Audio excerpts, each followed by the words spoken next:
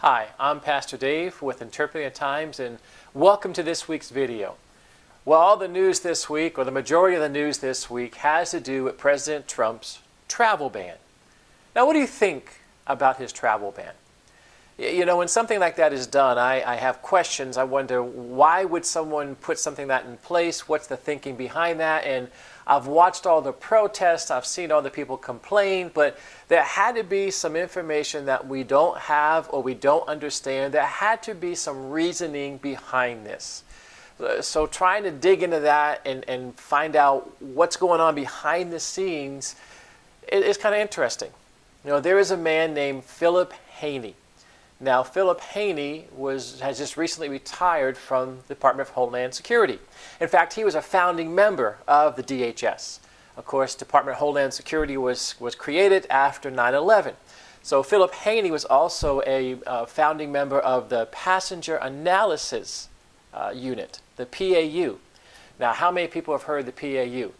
Basically, this is under the Customs and Border Protection Division. Customs and Border control this, and the PAU, basically what they do, it's a standalone agency. It was created in 2003, and according to Haney, the PAU is charged with vetting, investigating, finding addresses, making connections, and putting all the dots together on anybody who wants to enter the United States. So basically, that is what Donald Trump's travel ban was all about. He wants to do a better job vetting people. That word caught my attention. So here is somebody who did it for 15 years. Here is somebody who received awards and commendations for the work that he did. And now he's kind of speaking out. He has been since last summer. In fact, he's written a book. His book is called See Something, Say Nothing. You know, the catchphrase is see something, say something. But he's saying we're forced to say nothing. So let me give you some background information on Philip Haney and the information he has publicly come out with. And then we can look at the travel ban and see how realistic it is. Again, now Haney worked, the level of work and what he was doing, it brought him to the National Targeting Center. Now, how many people have heard about the National Targeting Center? You know, all the people protesting, all the people upset, and everybody speaking out. How many of those people understand things like the PAU? How many people understand the National Targeting Center? See, this is where all the information is gathered.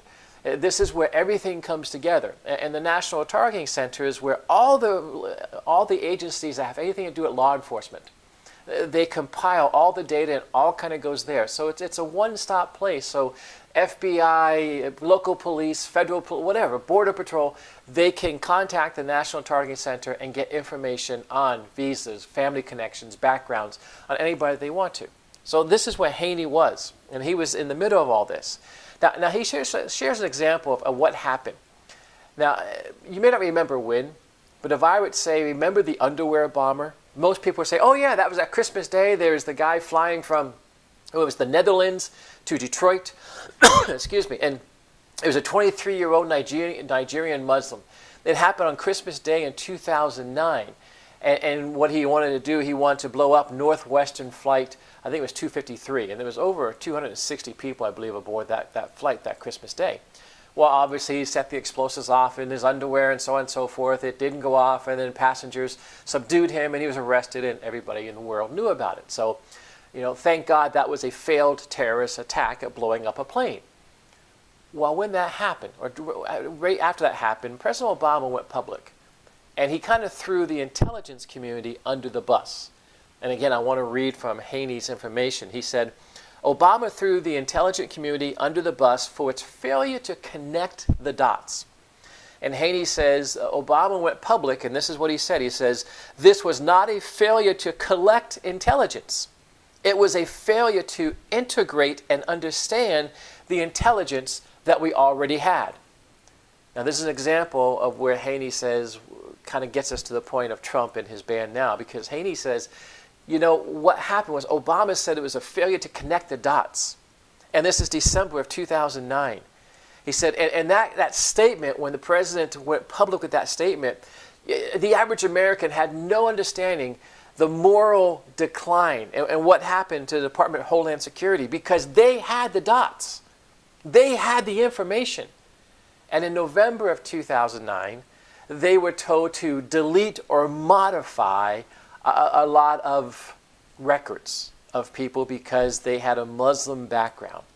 It was President Obama's administration itself that wanted to go in there and modify or delete hundreds of records of people because they were from the Islamic countries or they were Muslims. And because that information was wiped out. So Haney says his supervisors came to him in November of 2009. They had to wipe out records. Part of the records could have saved what happened in Christmas Day of 2009. The information was there. And what this is called the Treasury Enforcement Communication System. The Treasury Enforcement Communication System. It's known as TECS. That's the system where all the records are kept, and that was modified. Haney says they had discovered, again, I'm reading from him, a number of terrorists who were entering the United States, now get this, on the visa waiver program. And what it is, you're allowed to come into the country without a visa. And he says, basically, a lot of these people are from the Commonwealth, the British Empire, which includes Pakistan, India, Bangladesh, and other places in the world. He says that's why you see so many immigrants from that part of the world living in the UK, because they have Commonwealth rights there in the UK. And he says, here's the key to the whole thing. He says a lot of them have two passports. So they would use their EU, the European Union, or their UK passport to qualify for the visa waiver. And then once they traveled back east to the home region, they didn't use the EU passport, they used their own country's passport. So basically what they would do when they were traveling under two different identities with two different passports. One to get them into America with a visa waiver, and one to get them back home with their own passports. And Haney goes on to say, we were tracking them, we were on top of that. Haney goes on to say in his book, he says, the Muslim Brotherhood, it has a huge structure in America, has a huge network in America. It's highly organized, it has leadership, it has places, it has actual offices. And he says, and then you got your web, your communication, your cyber stuff, and you put it all together, and he says, and you see patterns. And you begin to see people coming and going in a certain way, and he said you can identify things, and you can identify targets and possible links to terror group. Haney himself began to investigate a Muslim fundamental group whose name, if you translate it into English, it means the Party of the Promoters. And Haney believes that this group is between 50 and 80 million people in it. And he says him and his fellow investigators, they found links to Hamas, they found links to Al-Qaeda, they found links to how they were being funded, global terrorism, global funding, all these things. And he says basically it revolves around a global network of schools. He says that it's where people learn and study the Quran, they study Islamic law, they memorize the Quran, they study the teachings of Muhammad. It's like colleges. He says they're all over the world, and he says the world global headquarters is the United Kingdom, and they have a very strong network in South Africa. And he says we were tracking all this and monitoring all these people. He says they start kids off very young.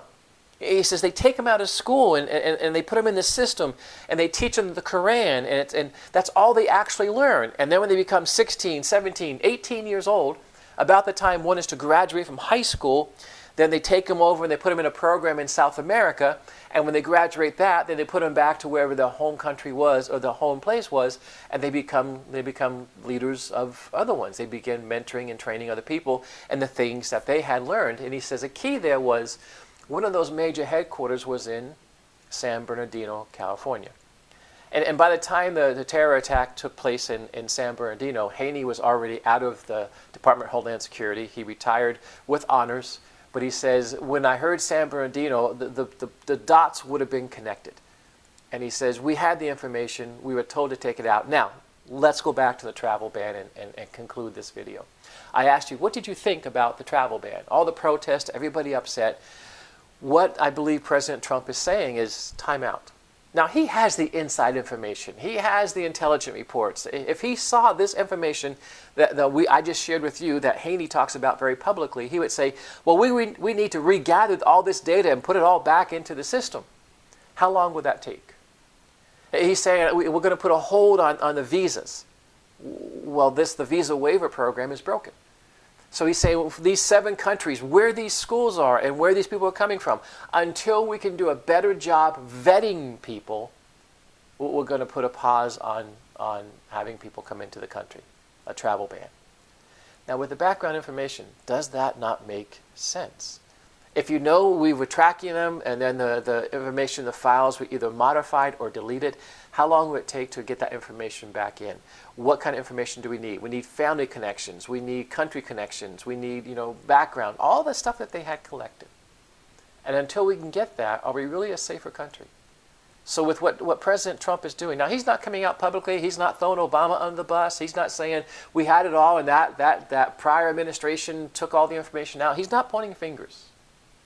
He's just saying we're going to take a timeout, we're going to pause, and we're going to look at this travel ban, and we're going to do it correctly. And we're going to allow people into the country as long as they want to be Americans and want to make sure this country stays safe.